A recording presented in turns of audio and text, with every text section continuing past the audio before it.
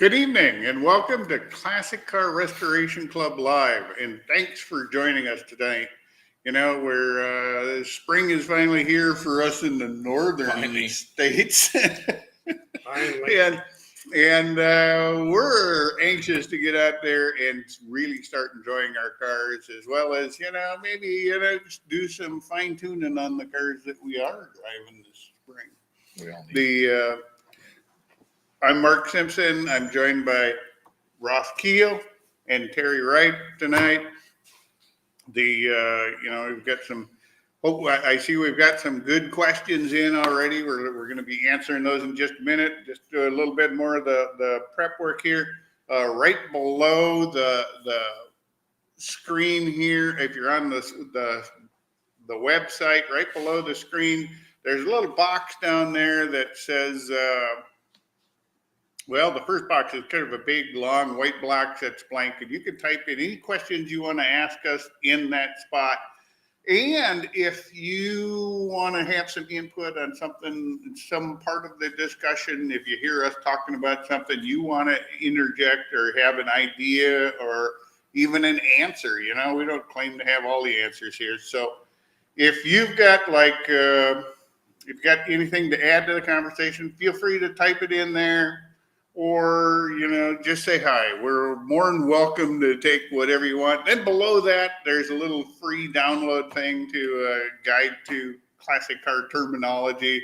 It's just sort of, there's a lot of jargon used in the hobby. So it's sort of a guide that kind of helps make sense of some of that. It's a free download, kind of cool information. If you can always learn something new, or if you got something to add, feel free to let us know if it's missing out of our guide. We're happy to take on more information. And with that, guys, I think we are ready to get started. And thanks, guys, for handing over your questions early. We really appreciate it. It helps us get rolling right away. It helps us, start to build some speed to this rig tonight. The first question comes from Michael, who says, my question is, for what length should I be willing to go to retain the all original status of my 82 Corvette? This vehicle is in immaculate condition, though the driver's and the passenger seat leathers need to be repaired, or more likely replaced entirely. Should I continue my search to find someone to repair the seats, or should I just have them replaced and risk losing my vehicle's original state? Thank you for taking the time to provide your expertise. You're greatly appreciated. I appreciate that, Michael. Our resident, keep it 100% original expert, Terry Wright. We'll let him. We'll throw him the bone on this one and let him get started. Okay, great. Go to the ends of the earth to keep it original. It's only original once, and you obviously have to repair it. So do you want to repair just what's bad, or do you want to replace the seat cover? Either way, I guess personally, I'd probably look and see if there's a good auto upholsterer around that could just repair the sections you need repaired. But if that's not the case, just buy a newer seat cover for it. That's what I would do. Yeah, buy a new seat cover for it. There's no shame in that. I mean, would you rather drive around with a car with holes in the seats just to keep it original?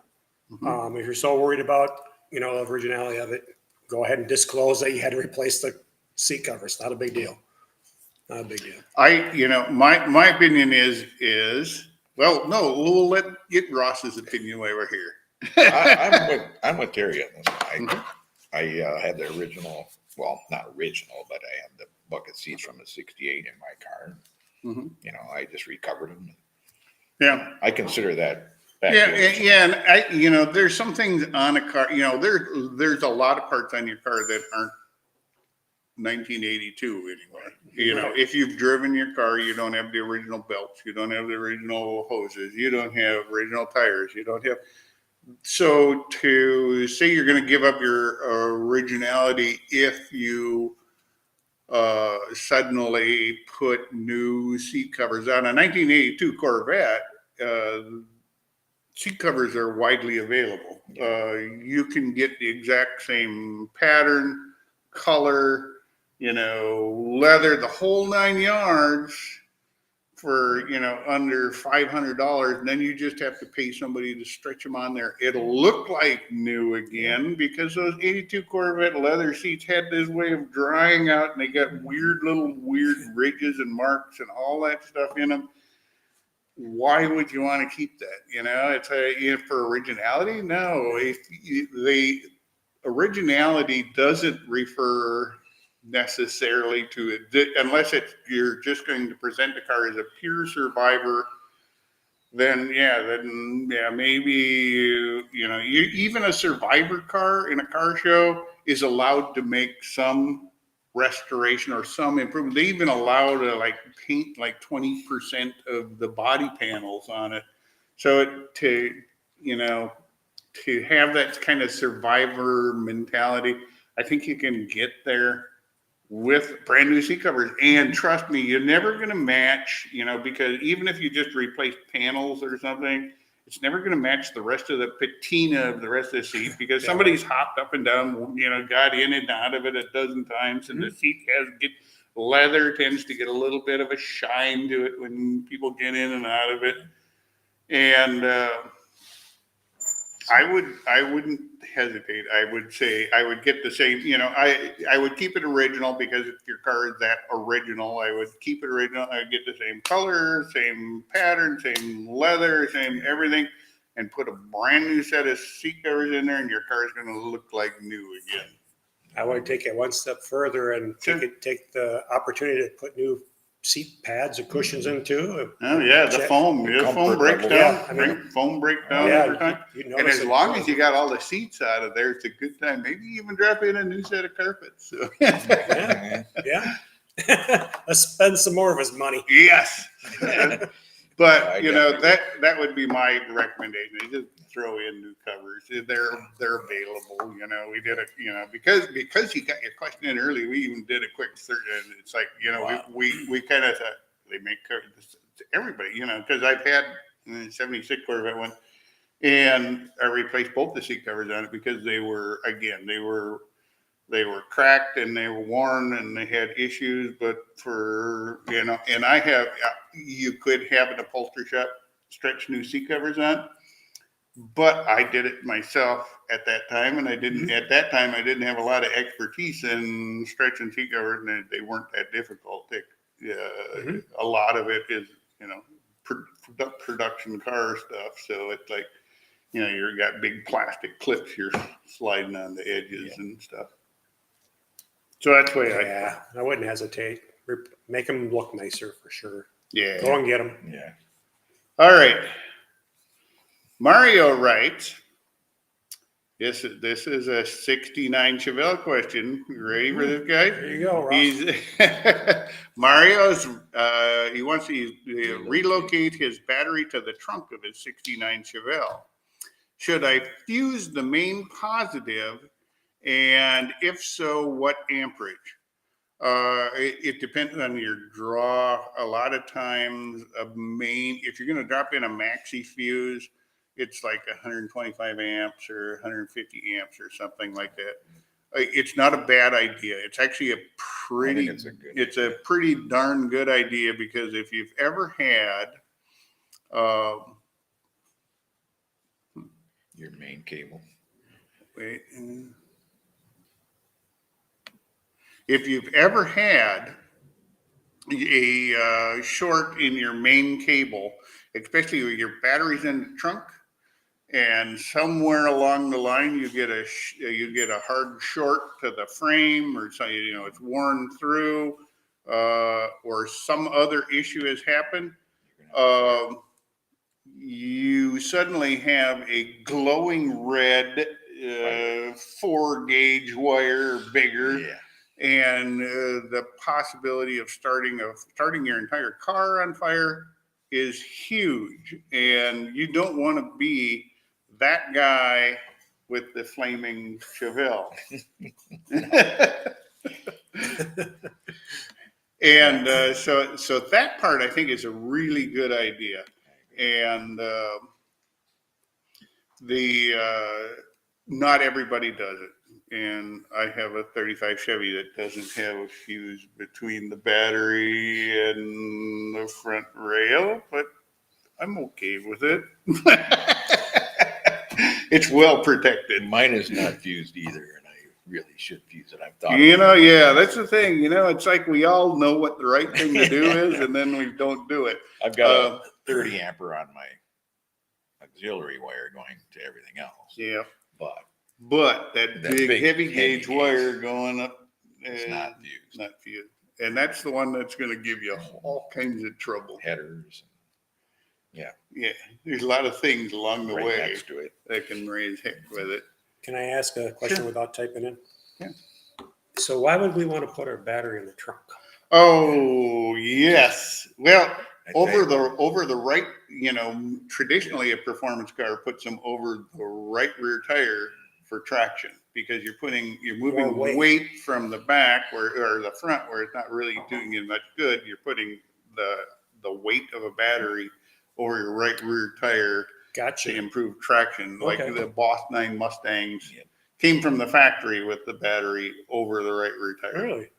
And so it's not just to make room up front under the hood. It cleans up the engine compartment and gives, there's performance gains for it.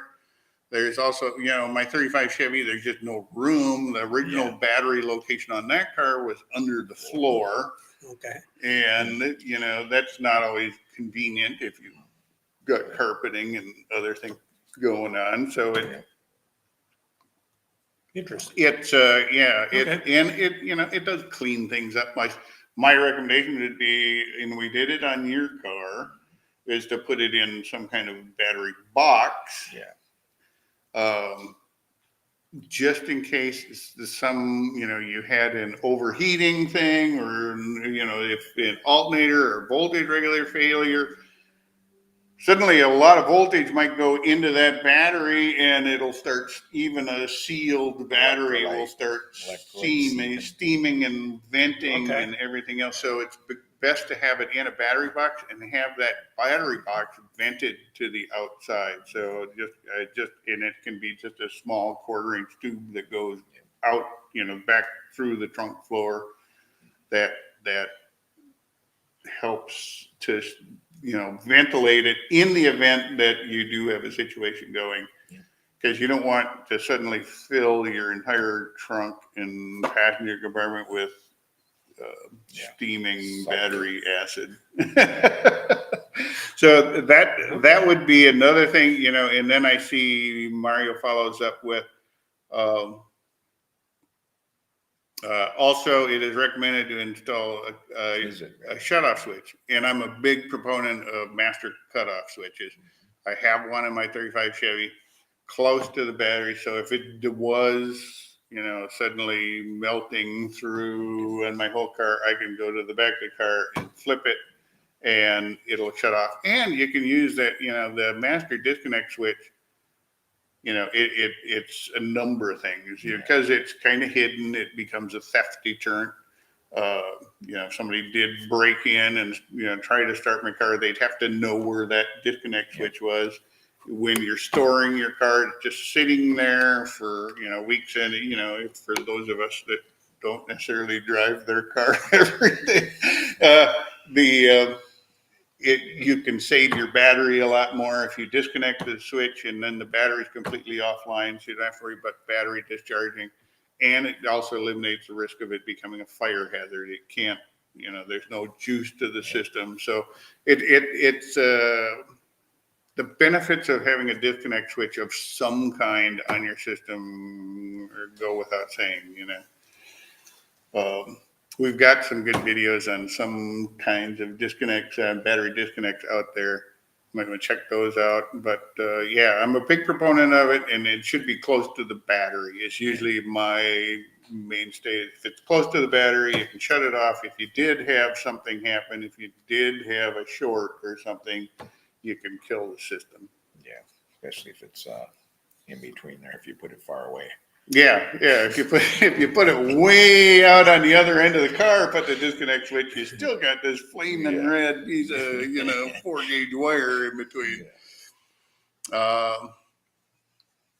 Do you have any content on battery location? We did, that's I think when you were doing yours, I think we talked about it, and then we never actually shot the video on that. Yeah, we haven't actually done a battery relocation story, although it's a good one. We'll put it on our list of other things we should have done. Yeah, mine fit in there really nice with the battery box back on that, on that right side. I don't know. And yeah, and you got a completely sealed box that we bolted in, and that down through. And that came, you picked that up at like Summit Racing or Yeah. something like that. And that worked out. It was a nice, clean setup when we were done. So the Jeff writes, any recommendations for refinishing bolts and screws? Can't use paint on the threads. I've tried Caswell Coatings black oxide kit, but it doesn't hold up to the elements. They also have a copycat plating system for the DIYer, but it's not cheap. And there is the handling, and the handling use of disposing of chemicals that requires some sort of setup and work area. Any thoughts? I have used all the Caswell systems. We've even the nickel plating stuff. Some of their stuff, it does require some, you got to buy. And I've used the copycat system.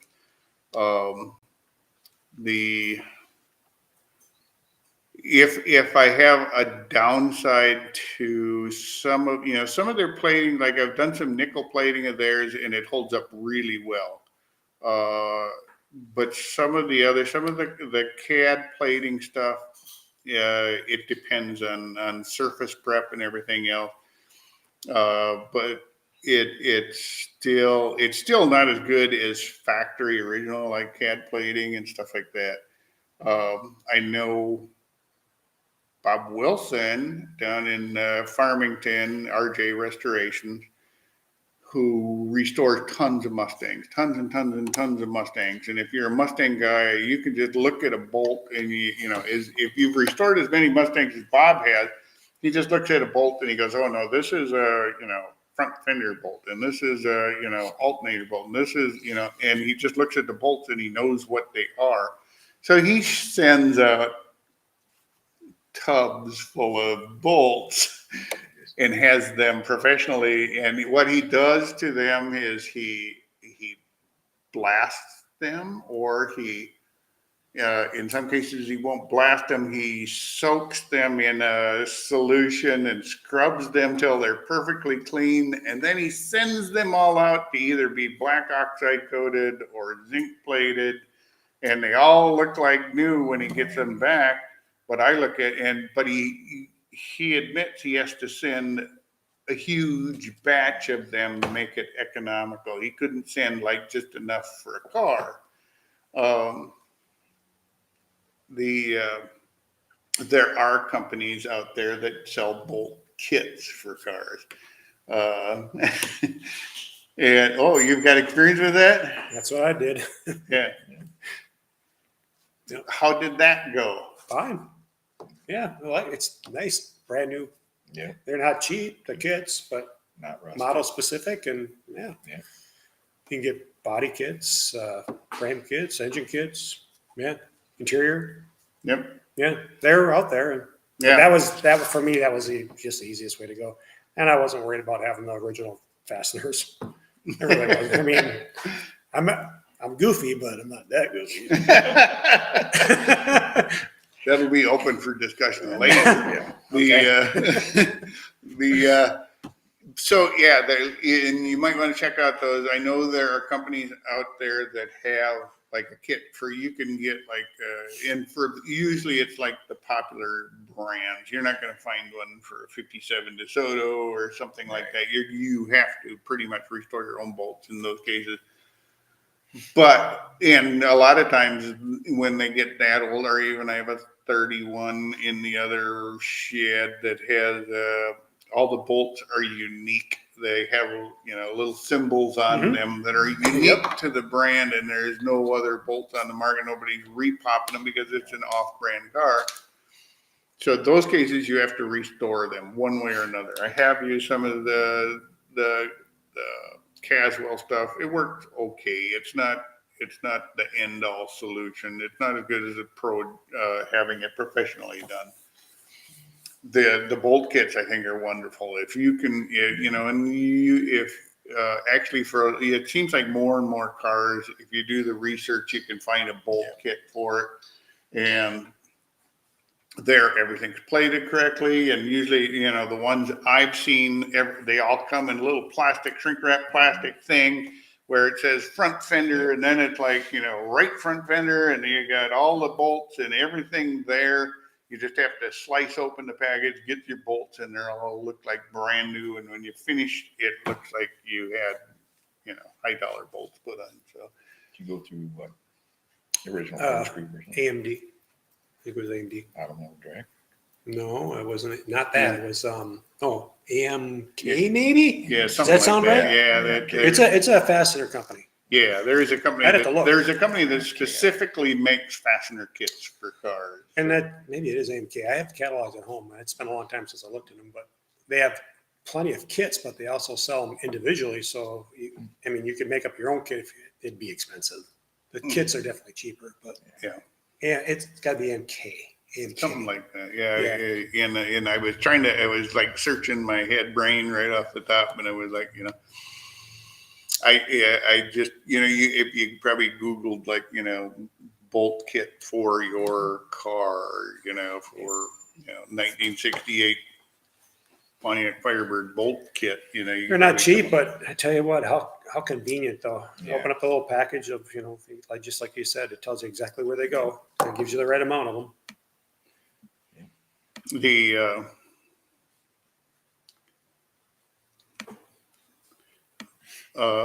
you know my page is acting weird here. Sorry, just a minor technical difficulty. I don't know why it's like horsing with me today. Yeah, so that would be my recommendation. Is there a silver bullet solution? Probably not. But if you have a popular car, the kits are probably a better price. It's still not, if you even having your bolts professionally done is not cheap, and they had to be prepped and cleaned and wire brushed and everything before you even sent them to them. So they're basically, you're sending them a bolt that's ready to be plated. So it's like, yeah, it's a lot of work for a bunch of bolts, but unless your car is, unique, I would, I'll clearly think about investing in a kit. Philip writes, what is the best step to prevent the theft of your car?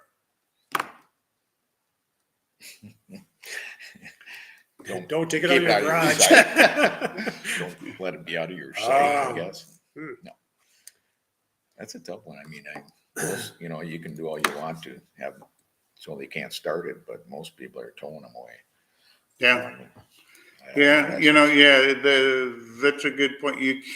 There are things you can do. Yeah, I know people that have like a remote switch that's probably, under the dash and to the right, and it's different than any other car. And you can just flip that switch and suddenly, like deactivate. You can't start the car kind of thing. Like we mentioned earlier, master disconnect switch. Some of those are key operated, and again, a master disconnect switch. If and some are even remote, so you can kind of bury it, hidden into your car somewhere, and just have a remote that clicks on your master disconnect switch. But that's just to prevent somebody from starting it. If somebody really wants their car, they're gonna Put it on Find a tow way to truck. it. Most of those that are stolen are Yeah. towed away. Yeah. Now you have the ability to put an air tag in your car somewhere so you can at least find the car or Yeah, locate it's it. not a bad idea either. And I have air tags in all my cars, There you go. and even one in my wife's purse, so I can find that when she leaves it somewhere. I actually, when I did my Firebird, I inadvertently had a security system that I didn't even know about when I bought my my under dash wiring harness. It was for either a manual or an automatic, and it was wired for a neutral safety switch. Well, I have a manual, I don't have a neutral safety switch, and the son of a bitch would not start up for nothing when I wired it. Yeah, to jump it. And I had to build a jumper for that switch, and it's just a wire. I just plugged it in, and that ended up being I just pull that out when There I you park. go. Yeah. I mean, it'll crank and crank and crank, but it won't fire. Yep. But like you said, if Good somebody idea. put on a flatbed, it's not gonna stop it.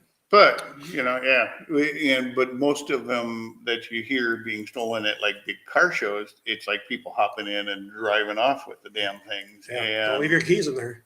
yeah, I've been guilty yeah, of that. yeah, that's it. Yeah, good answer. Don't leave your keys in your car. A lot of the ones that were stolen from the hotels were towed away. Yep, a lot the cars in whenever we have bigger car shows in town, you always hear about that where somebody has, a rare car and they're in a hotel parking lot, and then suddenly, it gets stolen because some guy shows up with either a car trailer or with a wrecker, and Then you gotta take box long. them in. You Let gotta 'em box take them in. long. You can't let them Box them in or winch it up on another flatbed. Yep. somehow slow them down by keeping their wheels turned. it's an unfortunate fact, but our classic cars do get stolen, and it's a good idea. Do what you can to make it as hard to steal as possible. There are things like the air tags. There are, I know there are also remote the motion alarms that will send a message to your phone if your car gets moved, or Plus big sirens that go off. If Yeah. the car gets. so there are some of those kind of things. But be aware that, the thieves and stuff are going to, if the professionals are going to know how to deal with those kind of things if they do run into them. So, And hopefully, if it does happen to you, make sure it's insured so you get some cash back. yeah, good insurance, good agreed value insurance is a good place to go. Dale asks, an estimate for rewiring a 98 Firebird. Well, we have a 97 Firebird owner here. Yeah. 98's different. 98 be LS motor. LS motor, but that's it. Wiring harnesses are all the same. I'm sure you can buy a kit for them. As far as what type of kit? Well, an estimate for what it would cost to rewire. Holy smokes! Like the whole thing, or The forward, well, interior. I know when you got your Firebird, it was a basket case, Yeah. and the wiring. I looked at it and I thought, holy smokes! Yeah. That is one extensive harness.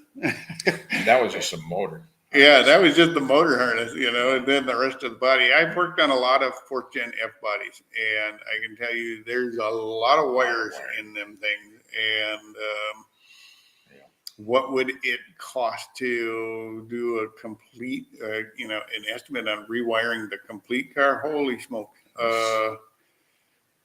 Just my Chevelle cost, $600-700 just for the harness. There's Yeah. not much And wire in and there's not much wires to that Not harness. much wire in So yeah, the harness is going to be real expensive to do a complete real wire. I imagine they might still be available. I would think. on it. But even Yeah, even salvage yard wise, though it's new enough that the wire should Yeah. still be in good shape on those cars. Unless you had a fire. Unless it's flooded. Flooded Yeah, or unless fire. it's flooded. Yeah. But So they would think they'd be good because everything's fused. And I'm not sure, and I'm sorry, Dale. As far as what would be an estimate, for harness and labor, I would to do an entire car. Holy smokes! I would guess it could easily go $4,000. that's I what I was suppose. thinking, $4 or $5 grand. Yeah. With Just for the wiring harnesses. You're installing not it. talking about labor. Well, no, I was No, thinking. just with the I was all thinking of it? labor Oh, and okay. harness. Yeah. So. I can imagine the labor is going to be crazy in that. Yeah, Oh. exactly. Because pulling all the wiring out, just the labor, just to do that. Yeah. It's just- Yeah. unless And it's- I'm sorry we don't have a dead on answer, but yeah, that's that's just a rough guess it's here. probably low. Yeah, it might be low. We haven't priced harnesses lately, although I have bought like some wire lately, thinking, holy, Yeah. what happened to the price of wire? Yeah, it's crazy. Bill writes, I have a dreaded dim headlight issue on a '69 Chrysler 300 that is mostly original. What can I do to remedy this? Just one? I'd say it's got to be a ground. Yeah, that Right. 99% of the time, yeah, it's either in a connection or the ground wire. And I've had issues with cars before that had suddenly had a dim headlight, and it wasn't the ground. It ended up being the actual connector on the back of the headlight bulb. Yeah. That was failing. Yeah. First of all, test the voltage coming into it. Yeah, it's a good way to do it. Yeah, get your multimeter out and take the headlight out, and you can actually test the socket, see what your voltage is. Then you can also test from that point. You can even set up a better ground wire and test your 12 volt and your new temporary ground wire and see if that brings it up or not. But that basically it's not completing a circuit well enough. So the things to check would be the bulb connector and ground, I would guess. Yeah, first thing, yeah. And then I would, if you haven't got good voltage there, it could be even the switch. I mean, I've seen switches where, headlights are dim and just not, old switch. 69, yeah. Yep. Yep. All right. Let's see. Ron asked. He has a 1950 Studebaker and has a 3-speed with overdrive on the column. Oh, column shift. 3-speed overdrive on the column shift. When I'm driving in third gear with overdrive at a decent speed, if I let off the fuel, the shifter pops out of gear. And as I try to put it back into gear, it doesn't have much space. It doesn't have much space. Is it an easy just adjust the shifter linkage? I'd try that first, but Yeah. it sounds almost like the gears are worn. Yeah, well, in Sometimes. in this case, there's some things that I've seen also cause shifting out of gear, especially with a column shifter. Sometimes it can be like transmission mount and motor mount because the engine's shifting as it and because the engine shifts a little bit, suddenly it doesn't work as well as it does when you're shifting at lower speed. The fact that it comes out when you let off the gas makes me want to think that something's moving there to cause that. Or it's Or bushings. there's something, and maybe not necessarily something internally in the transmission. I think it'd be easy to say, oh yeah, something's coming with inside, and maybe it is. Maybe something is when you let off the torque on it and something's moving as far as the control fork. But I would start by, maybe you get somebody to put their foot on the brake and torque the engine a little bit and see how much movement you're getting out of your motor mounts in your transmission mount to start with. If it's original bushings in that shifter, I replace those first. Yeah, that's true. Yeah. Because your linkage bushings, if they go bad, let's say I don't know which way it would be. Let me first, second, probably third is down, right? On that. So if you're not pulling it all the way into gear because your bushings are worn, I mean. Yeah, that could be if your bushings are worn, maybe it's not fully engaging in there in the first place, and that's why it's popping back out again. You let it off, and it's just enough to let it kick out. It's not holding it. So it may, and you may be able to get there with adjustment as well as new bushings. So a couple things that you should probably check out. Bushings and adjustment and motor mounts and training mounts. Make sure those are tight. A lot of, especially on cars that old, the motor mounts tend to get oil soaked and stuff, and then slowly let themselves loose. If I remember correctly, when you're in gear, when you put your forward gear, your gears are meshing, they're pulling when you're on the throttle. They're pulling together. Mm-hmm. When you let off, they're more or less separating because you're backing away from the teeth. So if it's not in gear all the way, I can see it do that.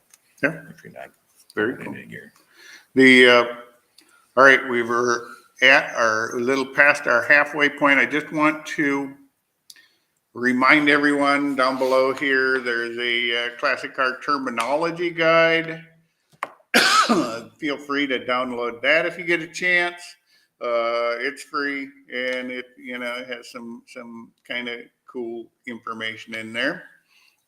And we've reached that point where it's what we started a while ago here is our show and tell period. And Terry's got a new toy, and he's dying to tell us about it. And that's what we like to see is, Terry's new toys is what we're going to rename this segment. I'm going to run out of toys. Just keep buying them. I keep buying toys. Buy another toy.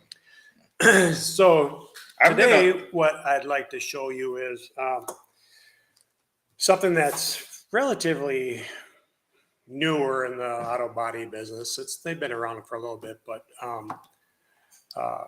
I really needed to polish my Firebird, and I've been waiting to get a random orbital polisher cordless for a little while, and I'm into some Milwaukee tools, and I like it. So they actually finally came out with one, and I bought one.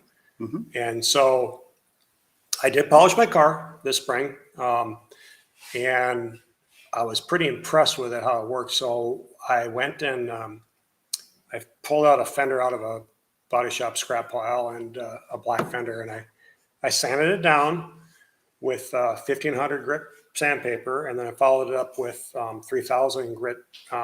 It's 3M brand Trizec. It's a little foamy disc, foam backed cushy disc. Mm-hmm. And I kind of got the idea because 3M came out with their random orbital polisher system last winter, and their buffer is actually corded. And I don't like cords. I don't like cords or hoses when you're buffing, because you got to sling it over your shoulder or you're dragging it across the car. Or you suddenly get carried away and you catch your cord in your buffer, and then it like wraps around the thing, and then it either breaks it off or it strangles you because you have it like over exactly your neck. And, so you sound like you're speaking from experience. I've done it all. So they had the rotary cordless out for a while now, and a lot of detail shops were using that, but so I liked the 3M system. I thought it was pretty slick and worked good, but I didn't like the corded buffer. So when Milwaukee came out with the cordless buffer, I bought one, and I want to show it to you. So I set up a fender, I sanded it, and I got it up to the point to polish it, and I did sections with a rotary buffer, and then sections with the random orbital. I want to show it to you. So I'll right. kind of show you what I did. I'll slide over, I'll and have to Ross set- can I'll- move over a I'll little set it up bit, here. and then I am going to make sure I can zoom in Okay. with our camera equipment back here. I'll just set these up there because I'll show you what I've been using. Okay, so if I hold it here, Mark, is that good? Does that work? Yeah, that'll work just fine. I think what I'll do is I'm going to get you involved, Ross. This is the light. I'll have you shine it on here. I don't know if you can see very well from the camera, but you can see it. I mean, I can see it here too. But so from here on over, I use the rotary buffer polisher, and that's what this one would be. You know, this is an air, and all it is just a rotary polisher, just spins, right? Pretty standard in the industry for a long time, and that's all we really had to use. So I started out with that over here. This is the first step. So it's either a wool pad or a white foam pad. And this is both 3M systems. With that, there were 3 steps. There was a compound, there was a machine polish, then an ultra fine you would use on darker colors. So this is the compound right here. And then this is the machine polish and the ultra fine together. I didn't separate it out. So this is going to be the most coarse right here. And it's a wool pad. It's really going to make it coarse. Yep. It's going to happen the same with with the light, you can kind of see the reflection. Okay. A little bit of a hologram. You see the swirl marks. That's what we're talking about. Yeah. Then I just went with the machine polish and the ultra polish here. The ultra you would use on dark colors like black, like that. Mm-hmm. Then from over here is the rotary, and that's this guy here. And the difference is it spins, but it also orbits. It's like a dual action DA. The best way I can describe it is, if you're not used to it, and if you're old enough, if you ever play with a spirograph when you're little, it kind of makes that pattern. So it makes a swirly curlicue as it goes around the orbit. It's definitely less aggressive, and you can't really tell the pattern. But over here is, and that's a 2-step. That one's just a 2-step. So that one's just a compound and a polish. So, and use a different pad with each one of these steps. So this is just the compound, step 1, and this is the polish, step 2. And I didn't do anything else to it. I didn't put any wax on it, anything. Maybe shine the light over there. Yeah, if you shine above here, there we go. does it? Can you see it? Can you see it? That way. And on the other side, you can see now where it's just the first compound and the second one. And you can tell the difference it makes when you switch to the random orbital. It's a lot darker and smoother and glass-like. It's going to look really nice when you, whoops, I don't know why we went out of focus here. Don't know why. It doesn't like something you're doing. Maybe it's focused on the light, maybe. But there is really a big difference between the rotary and the swirl marks to the orbital, which there's not that much. And it's a much finer scratch, because that's all we're doing is we're refining scratches. That's all we're doing. But they're much less noticeable with the rotary. Yeah. And it's clear. It's clear even between the rotary and the random orbital. There's a big difference. And when you finish buffing out my cars, I'm really excited to how good they're going to look. Yeah. You're more than welcome to use it while I drink a beer watching you. It definitely is a lot deeper. This is definitely darker, deeper, without a doubt. Yeah. And that's with little effort and without any kind of a treatment after the fact. I did not touch it with anything. So I'm not filling any swirl marks or I'm not trying to cover anything up. That's just how it is after the second step. And after I did my Firebird, which is straight, this is a metallic black. So I don't know if you can pick it up, but mine's just straight black. I could not believe how that looked after just the second step and a detail cloth, just wiping it down. I was really impressed. So dang, worth the money without a doubt. It's going to take you a little more work. If you really have some work to do, rotary will get you there quick. But the random orbital will give you a much, much better finish. So with that, if you guys have any questions about any of this stuff I talked about, get her in the chat and we can maybe answer it while we're still here. How long does your battery last? So I did mine over a couple evenings. So it took me 2 evenings, maybe an hour time, and I didn't run out, but I That's charged it pretty overnight. But I have other batteries, and that's a pretty big battery. Yeah, it is. But Amp hour, yeah, it's a 6. 5 or 6. No issue at all. If you have 2 batteries, you're not going to Yeah. have a problem because one will be charged by the time one dies. Sure. Nice. Yeah, it's no cords, no hoses. It's all That's safe. nice. And you can do it one-handed if you needed to. Very cool. That Yeah. is. I So like it. that's Thank the you show and for tell. sharing Sure. our resident paint expert has once again I like that. demonstrated his prowess in buffing. Let's see now if we see if we get our camera back in the right position again. I want You to did disconnect pretty well. us. Yeah, we did all right. Okay, good. All right. Nice. All right, that completes our show and tell, toy. guys. New toy. Yep. New toy, Milwaukee Random Marble buffer. It's a Awesome. good one. From what I see, it's well worth the investment. Gives you glass-like finish. I was pretty impressed with it. Yeah. Okay, Jeff writes, yes, he's considered bolt kits too, but he just don't need the entire kit Yeah. for the car. Yeah, and you know, I feel your pain there. Yeah. But I like Terry said, I think they do offer, and it may be the kind of thing where they can customize a kit for what you need. If it's just like fenders or something. Yeah, you can like order that or individual whatever. bolts, or you can get them individually. Yeah, and it might be the thing that where if you talk to the manufacturer, that they'll say, "Oh yeah, we can put something together for you too." If you're just very specific bolts that you need. I liked them. I thought they were pretty decent quality, and it was effortless. So You said it was AMK.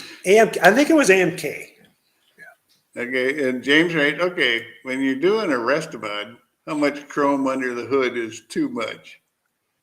Is there such a thing? It's all on what you like. Yeah, I mean, I'm not. I think Talk to the lowrider guys. Yeah, Everything's chrome. it's a whole different liking. I mean, Yeah, I'm more of a CNC machine aluminum to me. I mean, it's just my liking. there's a lot of different. My valve covers are chrome. That's it. There's a lot of different looks. There's a lot of different looks you can go for, Yeah. especially on a Resto-mod. Yeah. At one time, the billet aluminum thing I like that. was all over the place. Yeah. Now they do not only billet, they do a lot of anodized stuff Mhm. where the black anodized aluminum or the some of the I like that. the colored gold and stuff like that. Some of the or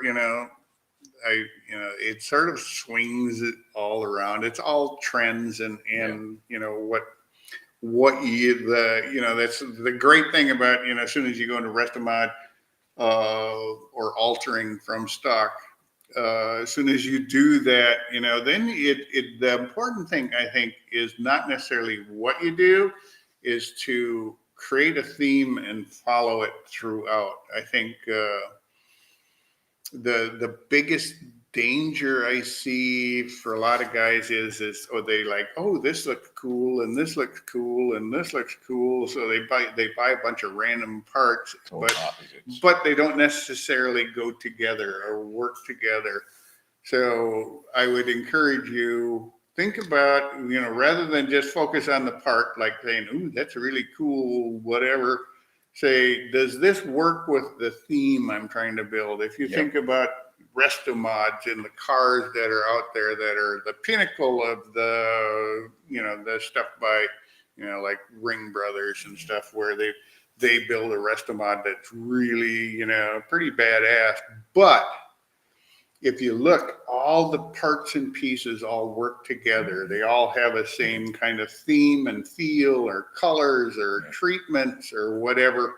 So it all ties together and it reinforces the theme of the car. So just think about it in that regard, as opposed to, just bolting on parts that, that shine too much or glitter or whatever. I think too, go to car shows and say, hey, I like that, because a lot of it's There you personal go. opinion. Yeah. And to me, there's a lot of cars that I go, oh man, that's way too much chrome, but maybe other people like it. For you. It's personal opinion. If you see about a lot of stuff out there that people are doing, you say, I like that too. So, there's always difference in opinion on Resto-mods for sure. Yeah, and I think that's, for me, that's kind of the beauty of the whole Resto-mod kind of thing, is that you can,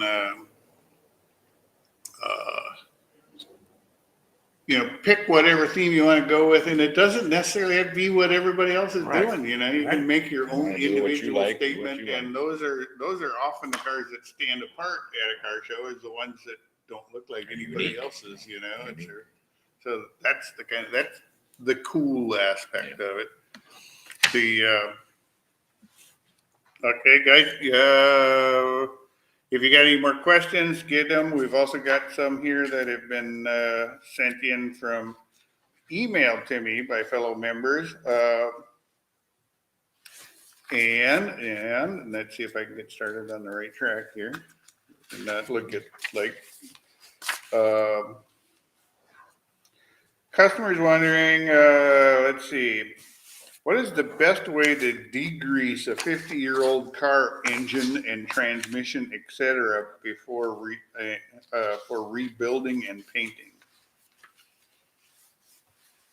There's a couple of guys who rebuilt greasy engines. Depends on if it's in the car or out of the car. If it's in the car, it's a nightmare. But I remember back in the day, it was like, oh, I had my engine steam clean. Yeah. A phrase I almost never hear anymore. Yeah.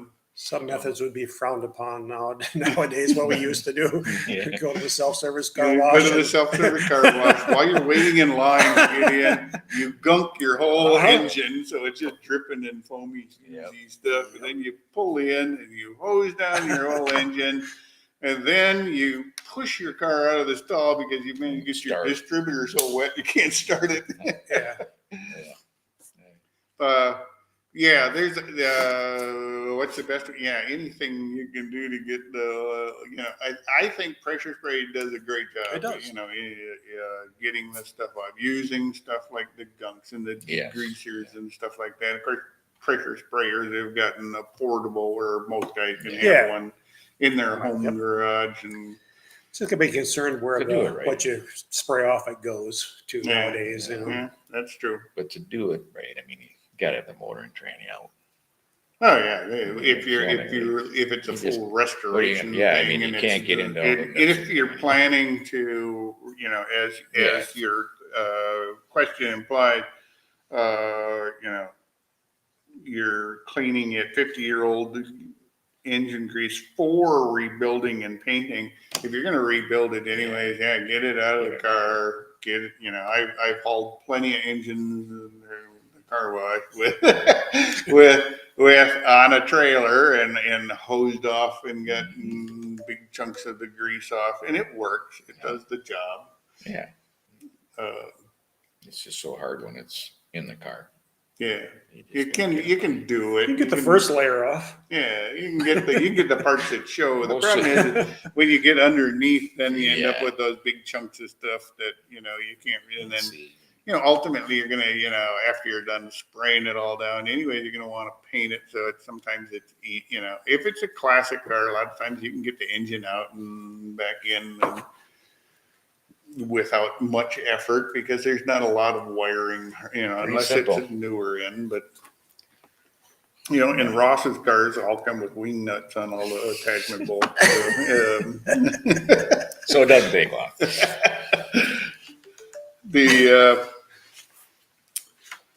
The next we've got a member writes. Now I find the question part of it. Here we go. I'm working on a 1972 C10 Chevy pickup, needing to add weld to the door or fender to close the gap. So he's gapping a 72 kit pickup. Can you advise the best way to do this?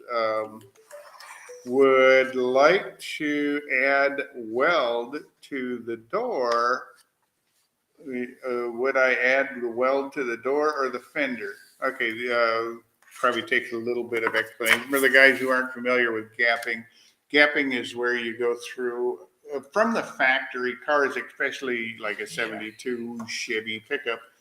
They didn't spend a lot of time making sure that all the gaps were 100% perfect when they built these things to start with. A lot of cars, and when you go back in time, when you get back into the 50s, when they, the late 40s, 50s cars, when post World War II, when they were just trying to get cars built and the cars on the market, gaps can be pretty horrendous sometimes. So gapping a car often, there's only so much adjustment you can do, and then, things just don't fit together. So you end up having to add weld to like the edge of a door panel.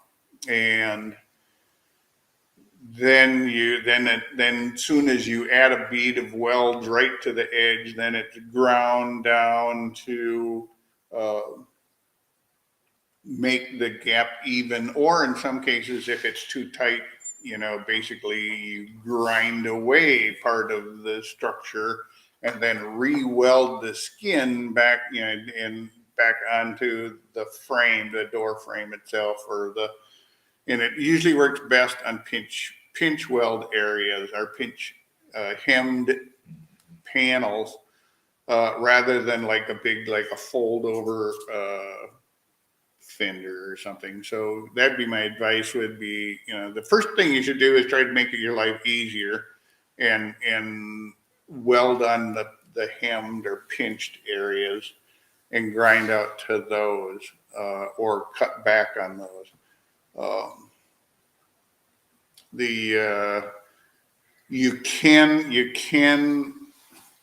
You can narrow up fender opening, where it's just a lap, a big flat panel. You can do it. It usually involves cutting the metal and then pulling out that area and welding it back in.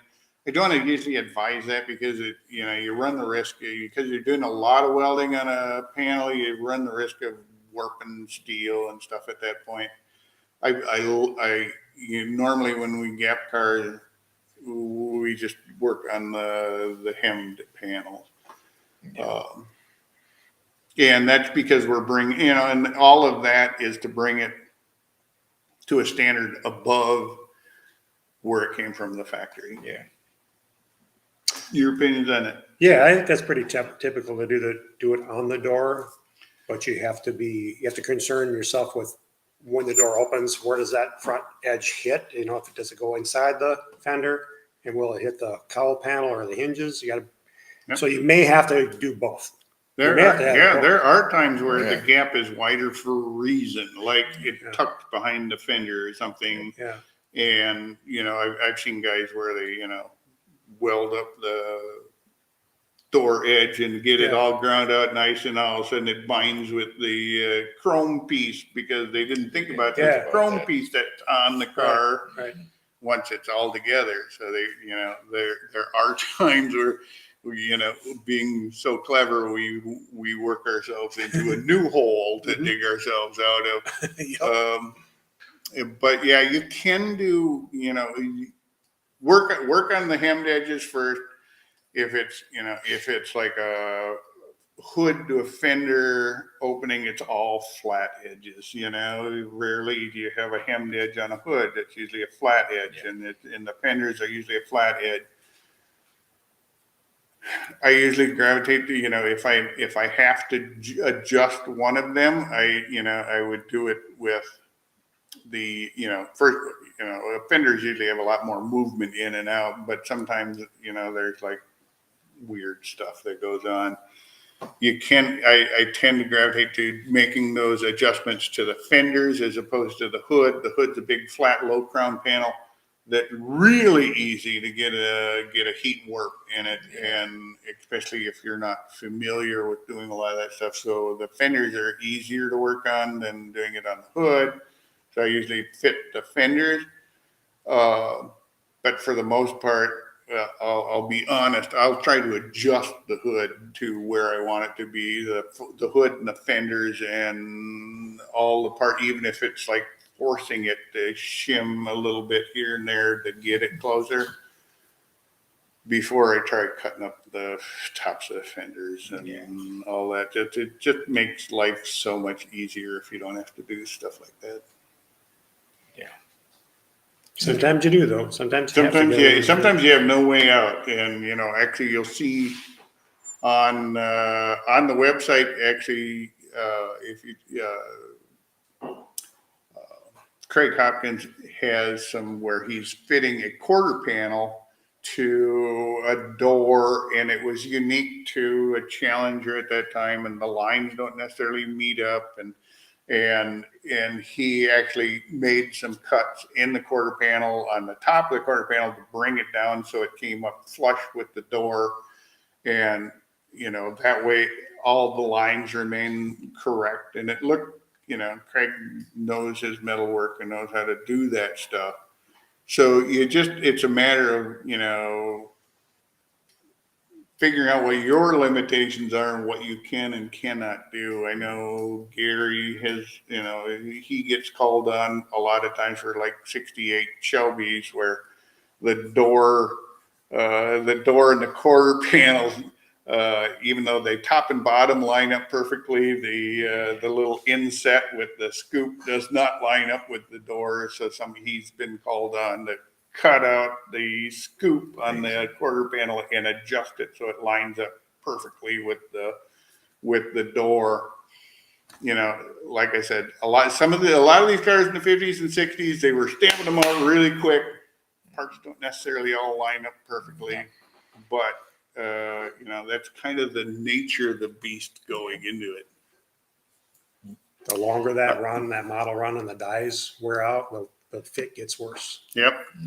All right, Bruce, you get the luxury of having our last question of the night. I need to find engine specs for a 1958 Chrysler 325 engine, doing in-frame re-ring rod and main bearings, timing gears, chain, new rear main seal is a newer rubber seal, any lube around the outsides, need to find a X damper spring kit. 58 Chrysler 325, and is that a 325? Is that a wedge or a poly? I'm thinking that's the poly. I think, but I'm not sure. Doing in-frame re-ring. Does this mean he's not pulling the motor? Doing it in the car? Doing in a frame re-ring. In a frame re-ring. Rods, bearings, timing, gears, chain, new rear main seal. Any lube around the outside. Need to find X damper spring kit. Poly. It's a poly. 325 poly. Okay. Yeah, the 325 poly is not the easiest one to find parts for, unfortunately. 58 Chrysler is a nice car. Awesome car. Having worked on a 325 poly, they can be trouble to get parts for. But as far as doing a lot of the internal mechanics, I'm not sure I would want to try to do one inside a car. I'm not sure if that's what you're implying, Bruce. If not, I'd say pull it out of the car and get it on an engine stand where you can have fun, and you can pressure plate clean it really nice. Yeah, definitely. And get it all painted. There are engine kits available for that car, so you should be able to get all the parts you need.